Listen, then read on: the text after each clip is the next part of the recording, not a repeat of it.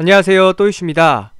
지난달 21일 학교폭력 의혹이 불거진 이후 여론의 비난을 받아왔던 김유진 PD가 오늘 극단적인 선택으로 응급실에 실려갔다고 합니다. 학폭 논란 이후 이원일 셰프와 함께 출연하던 프로그램에서 하차했고 사과문을 냈지만 사실을 떠나 등의 표현으로 논란은 식지 않았습니다. 결국 두 사람의 자필 사과문을 통해 2차 사과문까지 게재했는데요. 물론 과거의 일을 사과문 한두 개만으로 없던 일로 만들 수는 없지만 결국 식을 줄 모르는 비난에 김유진 PD는 자신의 SNS에 마지막 인사라는 제목의 글을 쓰고는 극단적인 선택을 했습니다. 왜 극단적인 선택을 했을까요? 오늘 김유진 PD의 친언니가 쓴 가족 입장문을 통해 그 이유를 알 수 있었습니다. 친언니는 김유진 PD의 일로 많은 심려를 끼쳐드려 죄송하다는 말을 시작으로 과장된 허위사실 유포로 인한 거짓 내용과 도 넘은 비판의 진실을 밝히려 한다며 동생을 향한 무분별한 허위사실 유포, 명예훼손 행위가 더는 묵과할 수 없는 수준에 이르렀다고 판단해 민형사상 법적 대응을 진행하려 한다고 말했습니다. 또한 피해 제보자가 시켰다고 주장하는 지인으로부터 지난달 30일부터 이달 3일까지 협박성 메시지와 40통이 넘는 전화가 걸려왔다면서 인신공격 등의 일을 방치하는 것이 옳지 않다고 말했고 증거를 확보해 법적 대응을 하겠다고 말했습니다. 그리고 모든 행위에 대해서 합의나 선처는 절대 없다고 했는데요. 사실 김유진 PD가 극단적인 선택을 하기 전 억울한 모든 것을 안고 사라지겠다는 글을 통해서 불길한 예감이 들었던 것이 사실입니다. 처음 학폭 논란 이후 일부 인정을 했음에도 현재 허위사실에 대해서는 법적 대응을 하겠다고 밝히면서 학폭 논란을 새로운 국면에 빠지게 해버린 이번 논란,